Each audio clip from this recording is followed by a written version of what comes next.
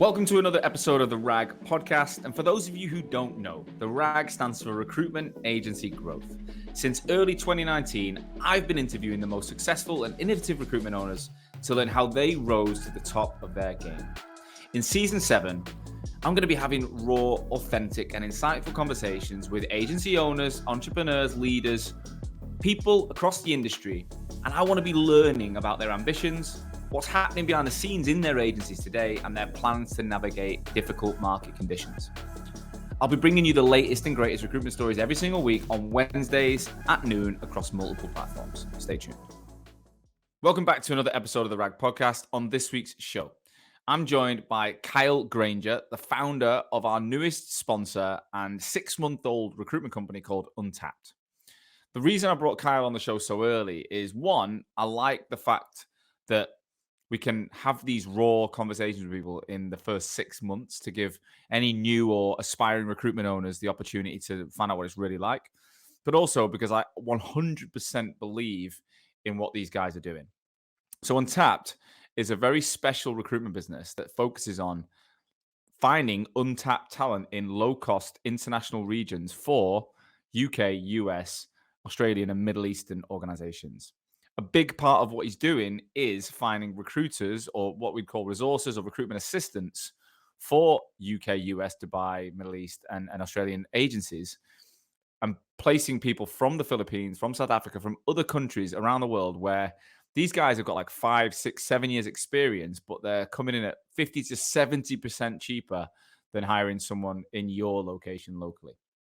So I believe that, one, you can learn from Kyle's approach and how he started the business here. But two, I think you can use this product. If you've got a recruitment business and you're looking to grow, and in 2023, costs are always going to be something you think about because it has been a tough year, then this is a cost reduction product, but a high quality talent product. It's a complete no-brainer. So listen up, take notes, reach out to Kyle if you're interested, and I hope you enjoy the show. Without further ado, Kyle, welcome to the RAG podcast. Hello. Good to have you on board, mate. You sat in your kitchen, I believe, or is that a cool WeWork kitchen? No, it is my kitchen, or the kitchen of a friend's house that I'm currently living in. Right, but yeah, right. Good to be back in London, that's for sure. So whereabouts are you based? So I'm in Stoke Newington at the moment, but I've originally from Cambridge, and I've been back there whilst I kind of settled this up, and then I've come back to London the last couple of months to get back in the mix.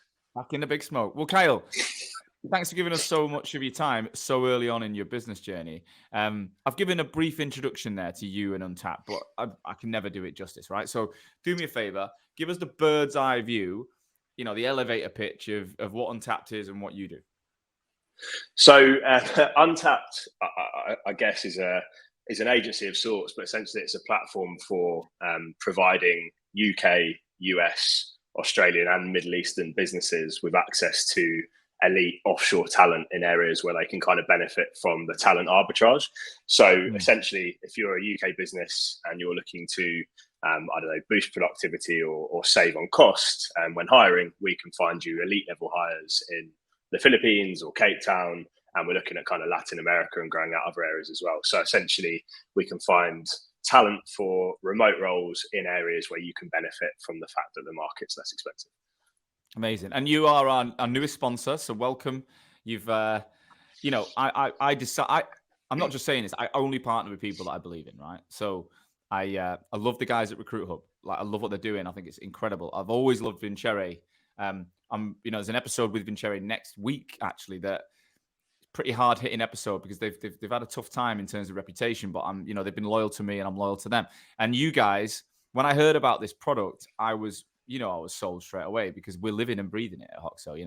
My business is based out of South Africa. I've got a tiny UK team now. I've got 3 or 4 in Portugal, and the rest are in Cape Town, Durban, Joburg, Pretoria.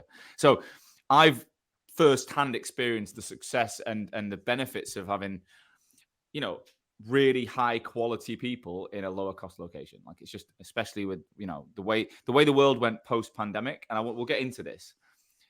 I remember my mentor in the middle of COVID, we were going to hire someone, and he went, well, you could hire someone in Derby because we're going remote in the UK, or you could hire someone in Durban. And I was like, where's he going with this? And then he explained it. I was like, let's fucking do it. And it was a game changer. So before we get into all that, tell us about you. So you got into recruitment around the same time as me. So we both look really young, Kyle, but I think yeah, I was going to say, doesn't look like we've been in recruitment for that long, does it? You expect to be a bit more I don't weathered, think you've got away without the grey hair or the bald heads. You've really nailed it. I got the grey from recruitment. But tell us about you started at the One Group, who I know pretty well. How did you get in there? What was the story there? Yeah, so I've obviously been a little while now. So 2011, joined the One Group. To be honest, it was one of those. Everyone says the same thing. No one really knows how they sort of ended up in recruitment. Mine was I suppose probably a half decent story, in that I used to.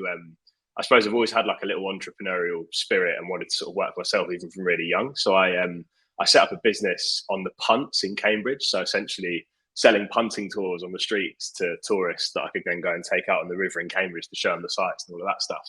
Wow. And then we kind of got closed down. The colleges sort of created a bit of an army to close down us sort of like illegal touts on the street, and we were the ones walking around with boards going, "Do you want to go punting today?" All of that stuff. Yeah. And then when that sort of closed down, I was kind of thinking, I hadn't done the uni bit. I kind of know I can talk to people. I'd like to think I could kind of sell. So I was looking at an opportunity to do that, and I went and knocked on. It was a Meridian, who were like, I suppose they're quite a big agency, really, Meridian Business Support. But I knocked on their door and was like, "Look, I'm looking for a job. I think I'd be all right in sales." And then the guy was like, "Well, yeah, I agree. Like, let's get you a trial here." And I was actually there for sort of 6 months before the One Group, but they just closed the branch and they were cutting back. And that's when I met the guys over at the One Group, who I then had a pretty kind of strong journey with. So I was with them for, I think, 6-7 years in the end, which was Cambridge and Peterborough. Your recruitment career as a consultant, what markets did you focus on? Did you say finance? Yeah, so I started off in finance. That was an amazing journey with the One Group, actually. So I think they were about sort of 25, 30 people when I joined, and then shot to about 80 during that time that I was with them. So I started off doing like low level or kind of junior finance roles, and then sort of progressed into like senior level, like FDs and that kind of stuff. And then after that, I was quite young and early on in my career. They kind of made me like a divisional manager. So then I launched a marketing communications division, sort of built a team out in marketing communications. And then so I kind of segued from finance into launching other teams, which is really cool because it kind of gave me the chance to sort of look at other markets and I suppose round myself off a bit. You look more like a marketing and communications recruiter. Yeah, I think I used to get that a little bit at the time. Yeah. You should be back then I would have been shirt and tie a lot, I think, for most of my days. Same. I can't even imagine it now. Like, literally, there's no way you'd get me wearing a suit for work ever again in my whole life. It just amazes me. I did it for so long, and even things like, I remember my first, like back at Meridian, it'd be like sent home if you're not clean shaven, which is absolutely madness. Yeah, good training and good kind of foundational values, I think, to learn, and it also teaches you what you do or don't like. You know, I know some people who started a recruitment firm, and day one they were wearing a suit and they loved it, and it was like one of my mates used to put it on and go into his own kitchen. I was like, "What the fuck are you doing?"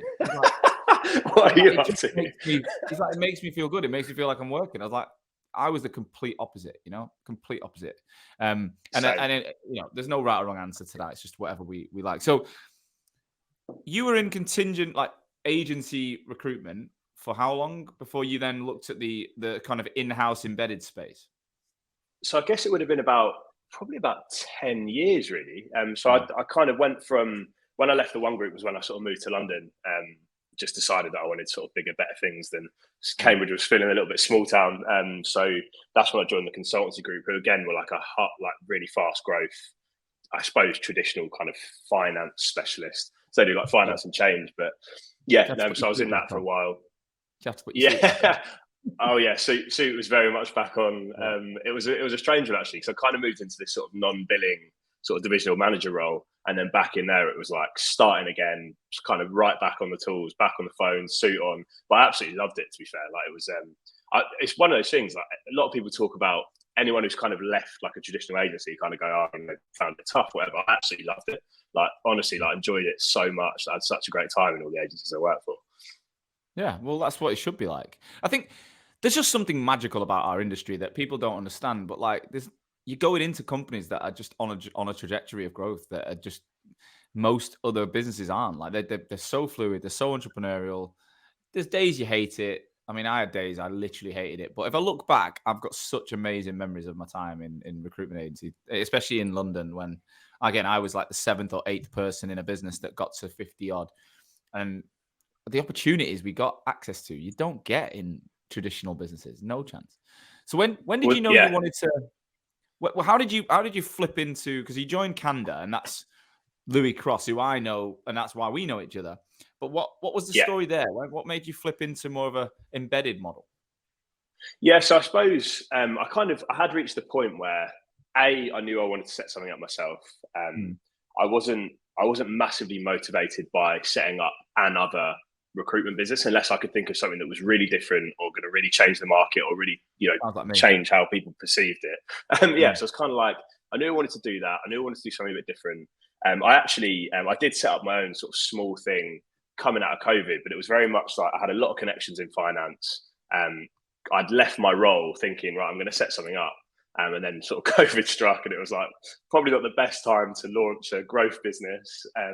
So I kind of, I set something up where I was working for myself, essentially charging smaller fees to place FDs. And then I had set up like a charitable arm. So 50% of the fees went to charity. And it was very much like I suppose, more of a social project just to keep me ticking over until I figured out what I wanted to do. And that was when I met Louis, actually. So I started having conversations with Louis about the world of kind of embedded and RPO. I did a little bit of, I suppose, sort of freelance, like head of talent stuff, like just helping people set up their recruitment function. I did a bit with a kind of an environmental consultancy where they're essentially, kind of looking at how they utilize agencies, which agencies they should work with, what their internal recruitment process should look like. So I did a bit of that. Quite liked it. I found it quite interesting. Again, they were quite a high growth company that I kind of enjoyed working for. And then when I started speaking to Lou about the types of companies he was working with, sort of found that angle really interesting of kind of going in and really getting under the skin of a business and trying to sort of, navigate the best way for them. So yeah, that was when I kind of first met Lou, and then joined Canada, I suppose, as like a head of growth and partnership. So the role was very much kind of business development focused, like laying out kind of a new business development plan for them, engaging with the market, obviously trying to utilize my network and trying to kind of win business for them.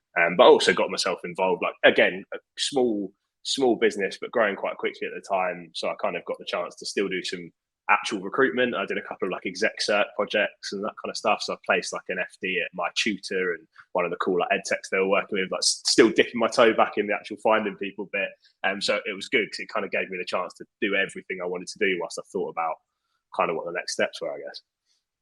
And Canada, because Louis had because I interviewed the original founder of Canada back in before the pandemic. It was when I was face to face. Matt, is it Matt? It's Matt, isn't it? And then Louis started Collabs, which we helped him create the brand, and then he bought Canada. I mean, he literally bought it, didn't he? So when I saw that, I was like, oh, okay. And I've loved Louis. I've always kept in touch with him since we did some initial work together pre-pandemic. So your role was working for him, but you knew from day one, even in that business, that you were probably going to do something yourself. But it had to be different. It wasn't just going to be another finance thing. Yeah, exactly that. And to be fair, like Lou and I think we had that conversation like first time we met. He was kind of like, I totally understand sort of who you are and what you are, and that you kind of have that streak where you want to do something different and want to work for yourself. But he kind of felt that he could sort of utilize the skill set, and I felt I'd get a lot out of them. So it's kind of like, let's just be really honest from the start. And he kind of said, look, I know ultimately at some point you're going to, go and do something else. And equally, I was kind of like, well, hopefully I can do some really good stuff for you in the meantime. So it was always like a really open chat, which I think can be quite rare, really. Like it can be a bit of a red flag for people when you go, oh, I'm actually going to set up my own thing at some point. Whereas I guess like Louis, I was quite lucky in that he saw it as very much like, we're a growing business. If I can use that enthusiasm and use that kind of little bit of a flair for wanting to grow something, then he could probably benefit for a period of time. And actually I was with them for I think about 18 months before these conversations started happening. Makes sense. So talk me through where Untapped came from. Like, where did the initial idea come from? Yeah, so it's I guess I stumbled across what I kind of saw as a bit of an opportunity, and I've certainly got Louis to thank for this, really. So the first time I was kind of introduced to people leveraging global talent was with Canada. So Louis obviously got a background in RPO and kind of big outsourcing projects prior to setting up collabs or Canada. Yeah. And so Canada had set up this model where they kind of had an 80% of their team was UK based, and very much kind of, you know, talent partnering from the UK. And then they had this 20% of the team that was growing in the Philippines and in Cape Town at the time, that were kind of handling all of their resourcing, admin, searching, research, all of that stuff sort of behind the scenes. I remember sort of looking into, like, you know, breaking down sort of Canada as a business with Louis and looking at sort of the numbers and how it works. And I was thinking, like, meeting these guys that he was working with, I was like, they're great, like so good. And obviously cost wise was so much lower than the UK. And I remember I sort of kept saying to him, I was like, why don't you just have everyone there? Like, it makes so much sense. And that was when we started to kind of have the seed of the idea, I guess. Okay, so you're seeing it work in a business that you're working for, and when did it then start to evolve into, well, this is an actual viable business idea, and how?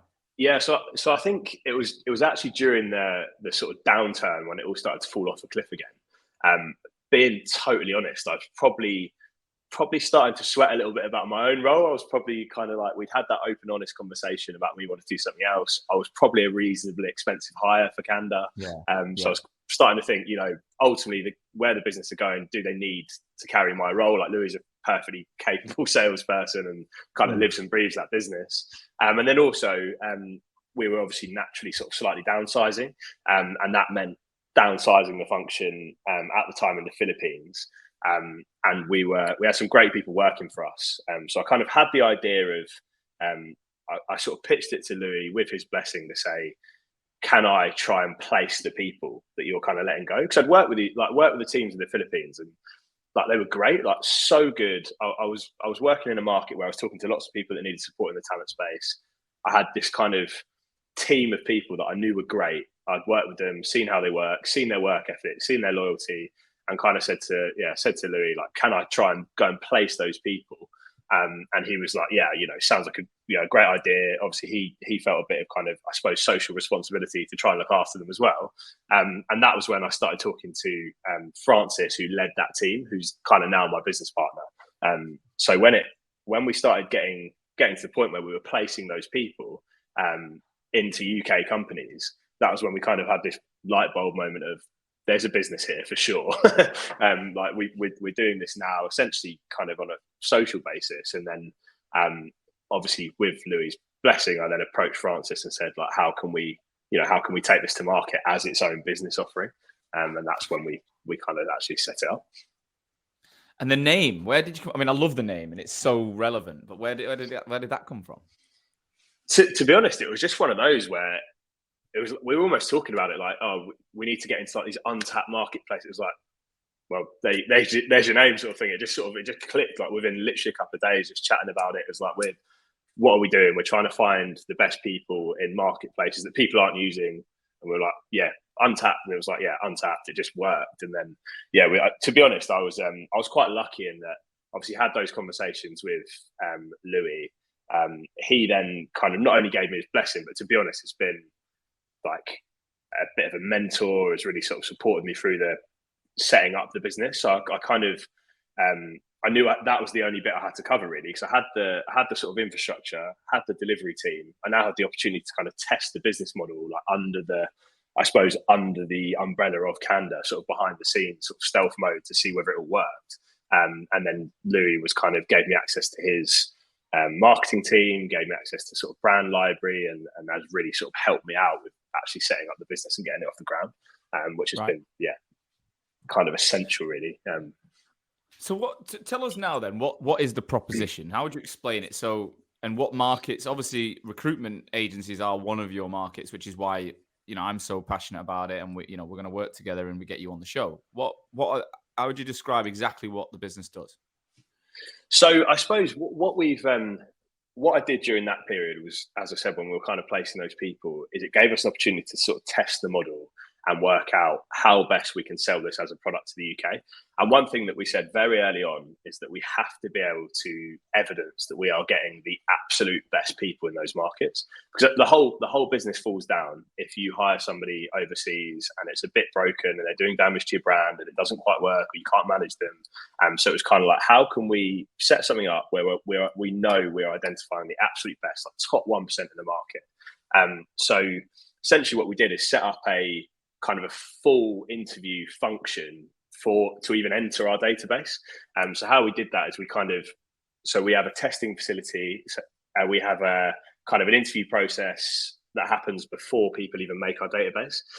So we kind of put people through, psychometric assessment, and we put them through UK competency assessment, which is kind of 2 hours of testing for every individual. And then we do screening interview, competency-based interview against those competencies, and then we test for English language skills in the Philippines, obviously not as essential in South Africa. So we kind of set up this model where we knew we were only kind of representing the absolute best. The plan longer term is to then have the opportunity for anyone who misses that 1% to retrain, to kind of re-enter the talent pool. And then it was all about, how do we get those people to market? How do we get them, essentially to the UK? And how do we make it accessible? The biggest thing for us so far has been a bit of a mindset shift and like an education piece. Because there's always been these, I think, probably quite unfair sort of biases around outsourcing, or it sounds like a bit of a sort of a nasty word that everyone's a bit scared of. But actually, when you're looking at for what it really is, it's like you're getting great experienced people that work very hard. They're incredibly loyal, and they're very much deserving of the opportunity in a world where we're more and more global. And not only does it do that, but it also boosts your inclusivity. It changes the kind of the perception of the team, and it really does kind of boost businesses in that sense as well.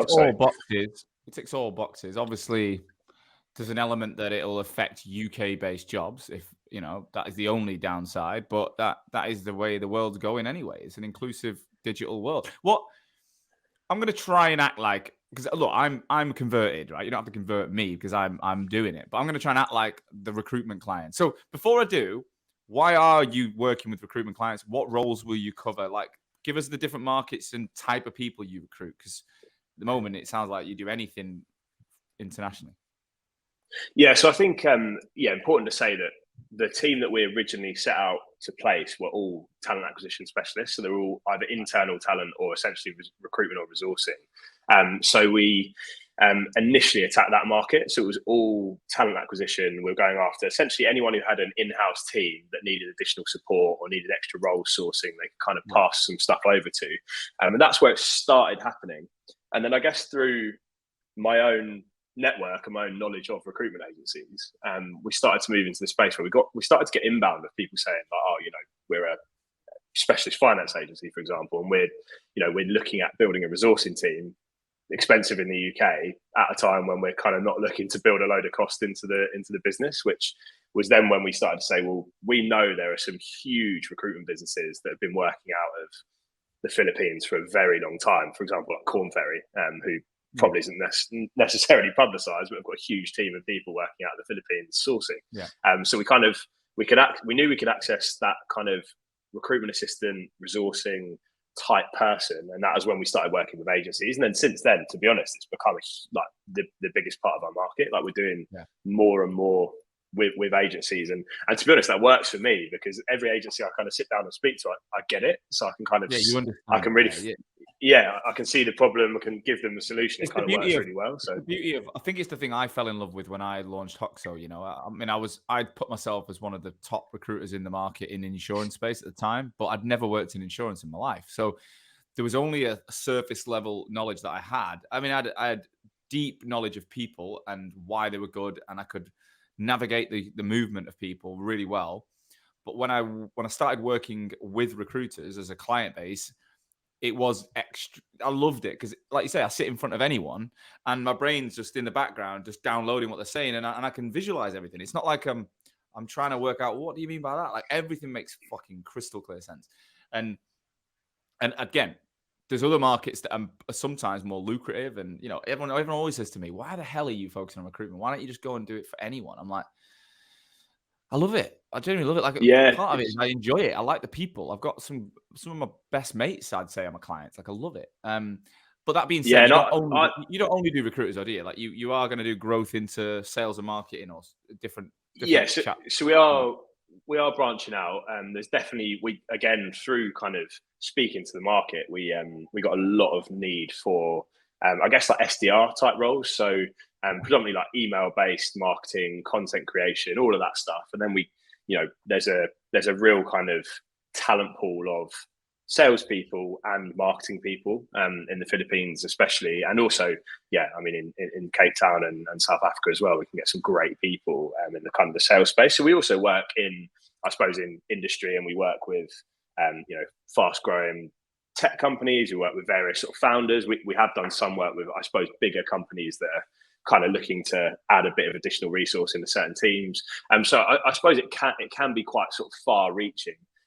But as I said to you, like I'm absolutely loving working in the agency space, and I think the magic of it is just how the approach of how flexible people can be, and people kind of just get it straight away so quickly. Like as I said, we're out in the market trying to change people's perception and trying to shift that mindset. Whereas with agency, it's kind of like if they're a business that moves really quickly, they just get it so quickly, and it's just that thing of like, hold on, it will save me money, and I'll get really great people, and I can do X, and they're just like, yeah, great, like let's go. So let's discuss this then. So I'll play like the devil's advocate owner that the best I can. But like a lot of businesses are pulling back to the office. So let's look at the current marketplace. Tough year 2023. There's kind of been this weird movement. If I just document the last 3 years, 2020, flexibility was you can wear a bloody no tie on a Friday or knows, right? And then we go into a world where everyone has to work from home. Businesses everywhere in our sector actually realized they could trust their people more than they ever realized. They loved it. The market was booming. So then 2021, you had this kind of like, do we come back? Don't we come back? Kind of 2 and 3. Everyone was pretty flexible because the market was still going well. Everyone was hiring. It was going really well. As soon as the market squeezed, we saw this big like, fuck it, let's get back. And so many people, I think, and I understand it. They're thinking, how the hell am I going to train the new blood of recruiters if all my best people are working from home, all my experienced people are working from home? So you got this battle now in a lot of agencies that are saying 5 days, 4 I think 4 days is actually becoming quite normal in our space to be back, and 1 day of working from home. And you might have seniors 2 days or whatever. I don't know. But there's definitely a genuine shift and an argument now that people are trying to pull the reins back in. So what type of business or what needs to be in a business for them to make the most of an offshore resource? Because if they're struggling with it and they're all in the UK, how are they going to embed someone who's in the Philippines or South Africa into their operation? Yeah, so I think this is the beauty of it, really. So one thing that we, as I kind of said, is we're really focused on is the quality of person. And you mentioned there the kind of training piece, and certainly if you're hiring a resourcing team, for example, in the UK, you'll have part of the reason that people are wanting to be pulled into the office because a lot of those teams are essentially grads or they're people with like minimal experience, so they feel like they have to be around proper consultants and recruiters to learn via osmosis, and they need someone to kind of be cracking the whip and all of that stuff. I suppose what we offer is people that you don't have to train, that you can fully trust and rely on to deliver on projects. So the people we're finding are, I'm talking sort of 5 years plus recruitment experience, hiring in specialist markets, even hiring for UK companies, US companies. They know what they're doing. They don't need that hand-holding man management. So it kind of takes that pain away for 70% cheaper. So if you go like we're a tech recruiter, we spend loads of our time finding candidates. Why are you paying somebody 40, 50K in the UK to do that when you could be paying somebody, 1,500 quid a month, including our fee in the Philippines, to do all of that, and they know exactly what they're doing. Our trusted partner, Recruit Hub, helps new founders launch their own recruitment businesses in the UK, US, and the UAE. The community is growing rapidly with over 70 founders on the Recruit Hub platform right now. Everything you need to launch your own recruitment business with ease. You receive 100% of the fees you bill. You own full commercial control of your business and increase its value. You get cutting-edge tech stack from ATS to sales automation. There's no admin, handle everything from community registration to contracts to finance and support. There's no setup costs on the platform, no recurring fixed costs, and no surprise fees. If you're thinking of taking the next step in your career and want to discuss your business idea, please book a confidential chat with RecruitHub's team or learn more here. www.recruithub.com/UK-awareness. Okay, let's get back to the show. And you've not got the desk space and even like the national insurance contributions. There's a lot of things that go into having an employee in the UK that you don't have to have. So, okay, that makes perfect sense. The experience level, and again, another question I think will come up is it just resourcing? So, would you ever have these guys trying to build relationships with clients? Are they going to talk to clients, or are they just given a mandate, go and find a candidate? Like, what would you say works best? So I'd say the resourcing model works really well due to the level of experience, and they're definitely people that you can trust 100% to talk to candidates, interview candidates, do that screening piece kind of before your team in the UK get to meet them. But I think we're moving into spaces where we've certainly got people that are working in content roles. We've got people that are sort of sitting behind the scenes, managing people's LinkedIn outreach, their sales campaigns. Certainly with the South African market, I mean, you can hire people out there that you can put in front of clients straight away. It's slightly more expensive than the Philippines, but still you're making a huge cost saving versus the UK, and you can get somebody who's a good, strong recruiter that can get on the phone to your clients in a pretty similar time zone. So I think that's really important as well. Like the other thing about the Filipino model is that everyone out there is kind of completely accustomed to working UK and US hours.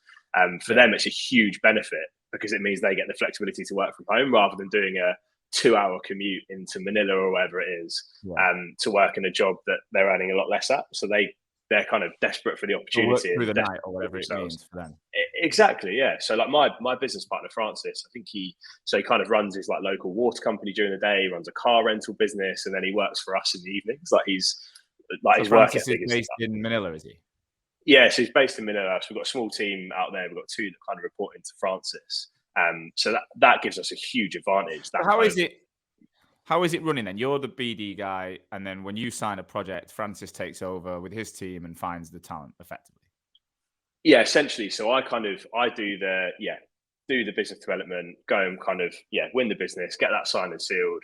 We essentially charge a deposit up front to schedule a project or to schedule a kind of hiring sprint, and then that then gets passed over to Francis. So we do our after you've signed and paid that deposit, you go through, I suppose, our internal process of finding out exactly what you need. So we really go into a lot of detail around the demands of the business, areas in which you can delegate, areas in which you can't, areas that work well, areas that won't, what your specialisms are, what you really need someone to deliver on. And then we kind of do a lot of work around finding the right person for that business, and also helping the company set up for success. So I think that's one thing that people have a bit of fear of, is kind of like, how do we make it work? So we kind of put a lot of work once you find the person, what does it require from an onboarding and a management perspective to ensure that it doesn't fall flat on its face? Yeah, so I think that was something we were really conscious of. So essentially, we've got our team in the Philippines help set people up for success from there. So they make sure they've got everything they need. So UK phone numbers, email addresses, make sure they can access everything. Everyone there is kind of set up and ready to go in that sense anyway, like all have Starlink Wi-Fi and all of that stuff. But then we help set them up and have weekly check-ins that end. And then I and the UK kind of customer success team do the client-facing bit of making sure that we're getting the most out of it this end. So if I hired a recruiter from you, what's the process going to be? Let's say I go, yeah, sounds great. What's the process? How's it going to work? So first thing is to have a conversation with me around kind of what those needs and desires are, and I suppose be quite frank around what works and what doesn't. Some people I suppose have reasonably sort of grandiose ideas about what they could get, or they think, I'll start hiring all my senior consultants out there. Probably not going to work like that. You probably need to, I suppose, start fairly small, break down what you can actually delegate to somebody and how to get the best out of it productivity wise. And then once I understand exactly what you're trying to achieve, that's when we go through the process of you say, okay, great, we want to hire a recruiter, let's do it. We want to, a tech resourcer, for example, let's do that. Deposit gets paid. You go into a meeting with Francis and I. We then go into a much more in-depth analysis around the business, its needs, its trajectory, cultural traits, personality traits, management style, all of that stuff to kind of then come back with a bespoke offering. And I'm not kidding when I say we probably put about 3,000 candidates through process to find one that gets placed. So every month we're putting that many people through those processes to make sure we're identifying that top 1%. And then what we do is from that meeting, we set ourselves a target of 7 to 21 days to present you a short list of people. So when you get those people, you'll get their working history, their personality profile, their competency-based skills testing. They get a kind of a score from us, an English score, all of that stuff. And we kind of provide a bit of background on that person as an individual, how they work, what they like, what they've done in the past. And then, so if you were hiring one person, you'd get 3 to 5 people that I'd then recommend that you had a meeting with before hiring. So I know there are companies that do kind of outsourcing or offshoring. Quite often it'll be like, oh, we need someone. And they'll go, yeah, great. We'll just sort of stick somebody in. And there isn't any kind of quality testing, and there certainly isn't any match in terms of personality or working cultures or any of that stuff. So we definitely encourage people to kind of, get 5 profiles, see 2 or 3 people, and then pick the one that you click with and that you kind of want to work with, basically. Very much teammates, not outsources, is how we kind of look at it. Yeah. So we're looking at about a month of a turnaround before someone can be on the books. Yeah. So 21 days is the time we give ourselves. Typically, it turns around a bit quicker than that. Certainly in the kind of resourcing space. So we've built a pretty solid database now. So we've got kind of 15,000 people that are sort of tested at a really high level, and we're ready to kind of take to market.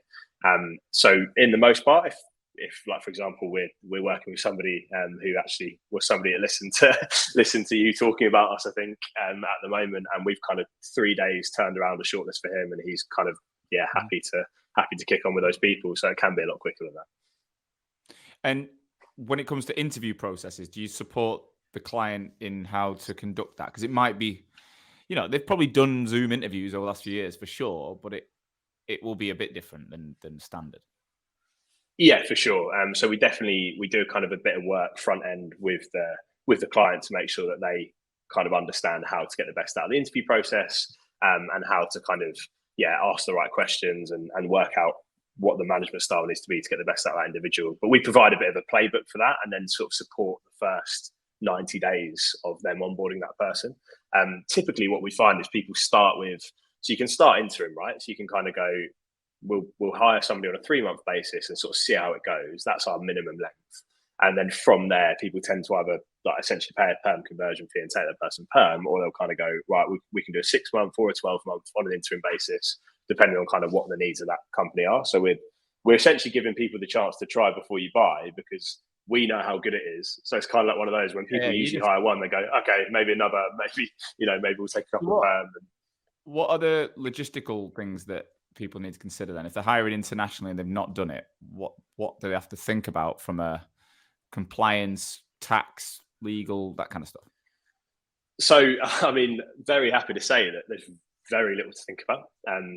I think it's a question mark that people always have, and they're maybe a bit worried about that. But genuinely, so the way the kind of tax and compliance process works in the Philippines is that everyone's responsible for their own tax, their own personal kind of business setup. So essentially, you get one invoice that you need to pay every month. If you've got somebody interim through us, there is no obligation other than that, just to pay that invoice. And then if somebody were to convert perm, essentially they would be under a permanent contract, but working as under their own sort of business, essentially. So again, you literally get one invoice per month.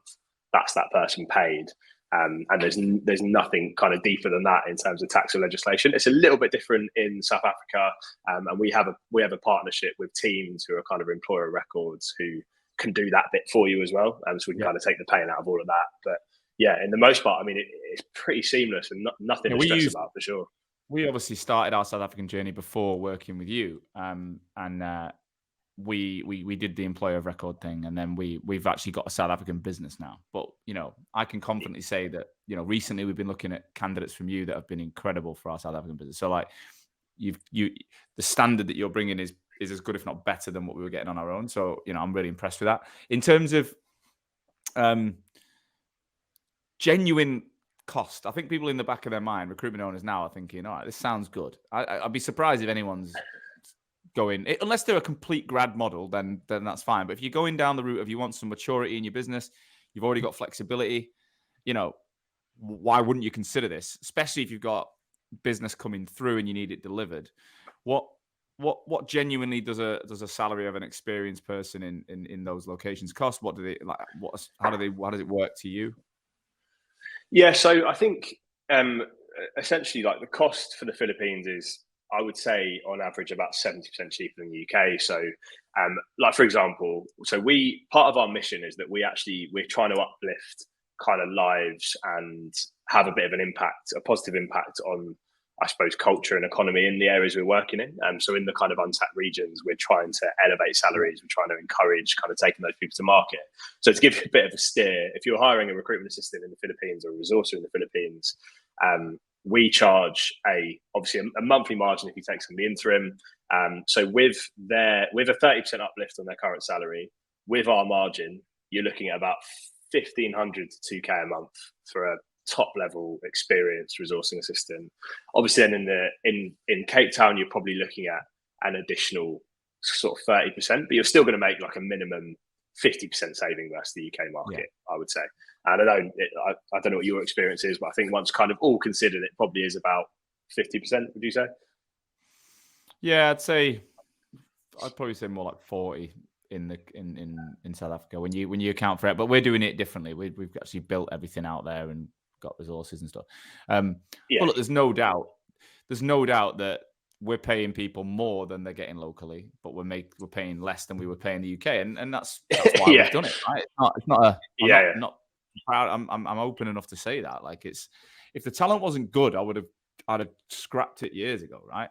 There's a couple of things about South Africa that people need to be aware of, which is the power in the country. So, it's not a country where they get electricity all day, every day. Like, they have something called load shedding, which people might not be aware of. But every region in South Africa has slightly different levels. You can be like level 3, 4, 5 or whatever. And they can have 12 hours in a day or 6 hours every day for a week or whatever, where they have no power. So we've had to get all these inverters for people, which effectively stores the electricity while it's on, so that when it goes, they can still have Wi-Fi, they can still use the computer. And that was a shock for us early on. Like, fucking hell, we'd lose people for a day, just like out of nowhere. But again, it's not cost an awful lot to put processes in place, and we fixed it. You said to me though, the Philippines, I haven't got any Filipino staff. We're definitely going to look at it. But you said there's not really much downtime over there. No, yeah. So I mean, in terms of kind of infrastructure, they're set up like they probably have better internet than us in the most part, like genuinely. So they've got no problems with kind of power or electricity. They've got no problems with internet. They're all kind of set up and ready to go in terms of they have their own UK, laptop? US hours. Yeah, everyone's got laptop, Mac, PC. The culture over there is so incredibly similar to ours. I don't think people even realise. Yeah. Like they start learning English at primary school, like secondary school. Like a lot of these people sound American. They could be sat in Shoreditch. They sound American. They don't. If you go from Philippines to say Thailand, the accent is so dramatically different when they speak English. Whereas they're very American, aren't they? And there's a Latin American influence over there with the food and stuff. So it's I think it's an incredible opportunity for people to take on. Talk to me about your vision then. So, you're still a handful of people. How long has the business been going, and how have you got on so far? Yeah, so we're coming up for 6 months now, and honestly, like it's been a bit of a whirlwind. Like we've landed in the market at a time where people are looking to reduce costs, offering a cost reduction product essentially. So it's been pretty full on, and we've had to kind of put in place a waiting list, which is currently sitting at about 4 weeks of when people kind of sign up, say like we want someone, but then having to sort of schedule the project. So we've got capacity at the moment for probably 15 to 20 projects running at any one time. We're sort of at that level now. So we're 6 months in, we're profitable. We're kind of looking to grow the offering and grow the delivery team. So for me, I know, because we've got kind of a bank of incredibly talented people in the Philippines that when we need to grow that function, I can kind of bolt people into there really quickly. It also have like building that network in Cape Town and in South Africa in general. And that's kind of the next obvious real growth area for us, is to get more people kind of on the ground out there so we can scale both operations. And I think, to be honest, like I would say we're probably on track for 100 hires in the first year, which, you know, setting up, it was kind of like a bit of a pipe dream, but then looking at it now and the demand is kind of like, okay, this is happening pretty quickly. And it's been a bit of a whirlwind in that sense. And again, you're going to run it like the client. You're going to run it from, you know, there'll be I imagine a small UK team or whatever, and then you'll have people in those regions, right? So you're gonna run it lean yourself. And what's the vision for the business? Like, what do you want to achieve? What you're trying? Where do you see it going? So I genuinely believe that every business in the UK can benefit from this. So I think, like, whichever team it is or however that kind of works for you, like, the vision for us is that we're the kind of driver of that movement and we're the driver of that change. As far as I know, like, there isn't anyone doing what we're doing, and certainly not offering the quality that we offer, and don't have the infrastructure to offer the process that we offer. So I'm kind of, I've got this mission where I'm like, right, we're gonna get to a point where everyone knows about this, everyone knows how it works, and we are the main leading light driving that movement for change. And obviously that will impact our kind of longer term mission to level up lives. We've got this, I suppose, this number of like, we want to directly impact kind of 10,000 lives by, you know, boosting salaries, getting new opportunities, all of that stuff. So we're kind of running the mission alongside wanting to become the driving force behind the movement, I guess. And your lifestyle, because we met recently, like you say, you're living in a mate's flat or whatever. Like, it's pretty. I think you're doing it at the right time. You know, you haven't got much responsibility right now. You're able to None. you're able to put everything into this, right? Exactly that. I mean, when I first sort of set it up, I'll be honest, I was kind of right. I'm going to go back to my parents, work that in my dad's kitchen for a bit. I was like, I need to just put all my time into it, to, you know, get it moving, get it started, and try and get the word out. And then as it's kind of picked up and started to snowball a little bit, I was like, right, I need to be back in London, because I need to be able to kind of meet people. I need to go and, you know, go to networking events, go to founders dinners, all of that stuff.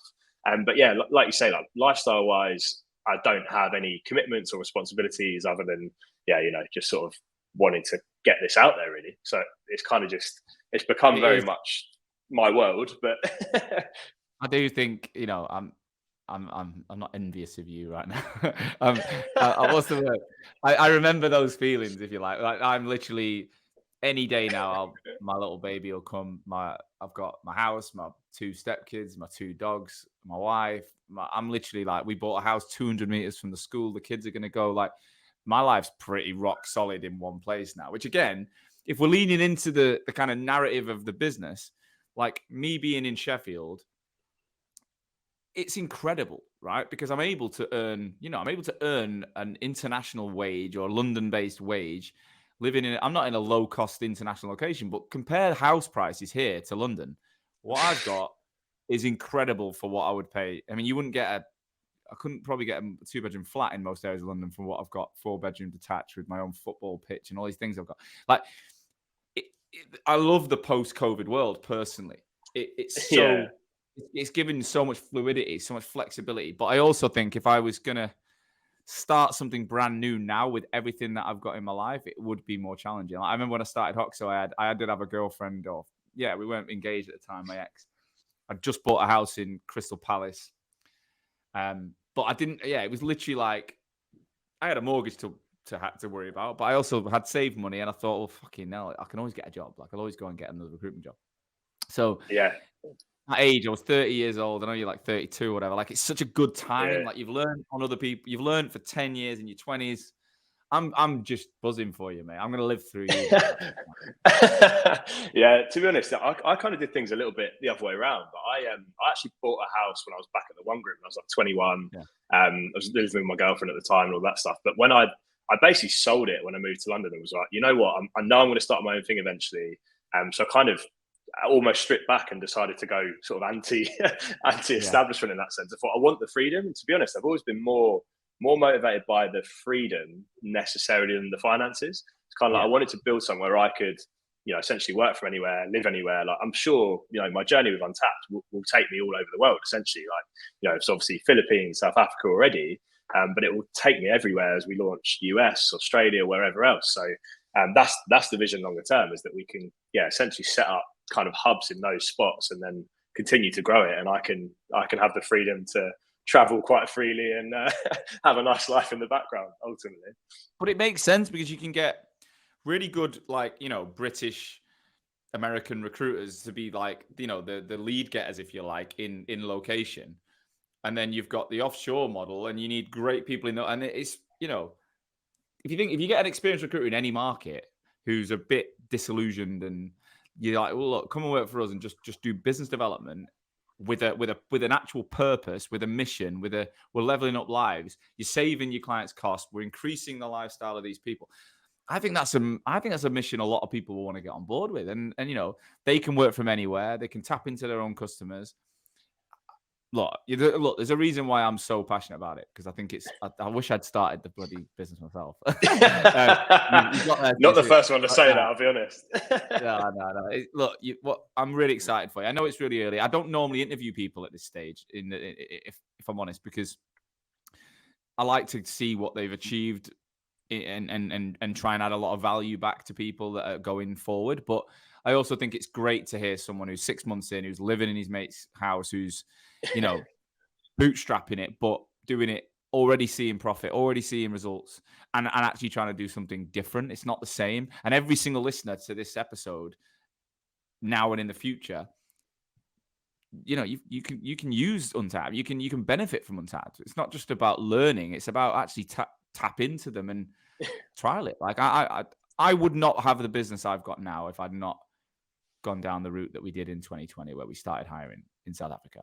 It was Leo Harrison, who's Chapter 2 founder, that he was my mentor, and they built Oliver and they had like international locations in Cape Town. So South Africa was a big part of it, and he was the one who gave me the idea. And now I'm like, one, I love going there every year. I love the people. I love the humor.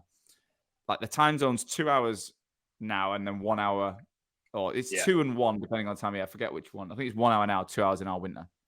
They're hungry, they're motivated, they're so talented. Like there's literally no negative. I don't look at any of the South Africans and think there's no, and they're so similar mentally to us. Like you say, I haven't tried the Philippines, but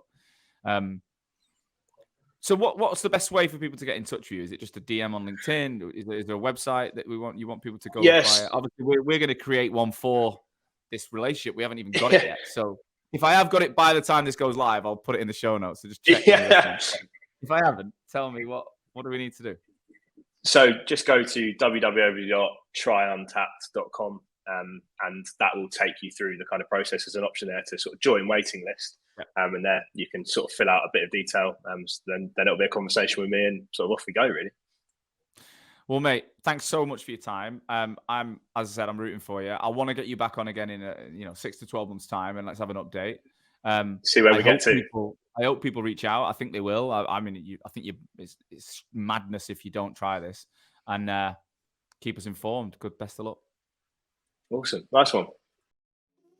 Thank you as always for listening to today's show. I truly hope that you got value from it. Honestly, it's the only reason I take time every week to ensure that my audience, you guys, future and existing recruitment owners, you're learning from each other to make this industry that I love so much stronger. And today's episode is brought to you by my business, Hoxo. I'm the CEO and founder, and we're on a mission to help brand recruitment agencies and their people better. I want to help people have the tools to stand out in the most competitive markets in the world. We're currently working with over 350 recruitment agencies and 5,000 of their consultants right now, helping them to build their personal brands, to consistently win more business, attract talent, and just become that go-to recruiter in the market. Now, we do have a huge coaching program, but a lot of people don't know we also manage the brands of a lot of founders, and we can do the rebrand of that company organizational piece as well. So if your recruitment agency either needs help to look and sound exactly how you want it to, or your leadership and consultant level need to get out there and drive more traffic back to that website, to the business, and start using LinkedIn to generate more revenue, then you should definitely be reaching out to us. If that sounds of interest, please do visit www.hoxomedia.com or drop me, Sean, a personal message on LinkedIn. I love hearing from RAG listeners. I would love to talk to you. Look forward to it. So I'll see you again next week with another episode. Catch you soon.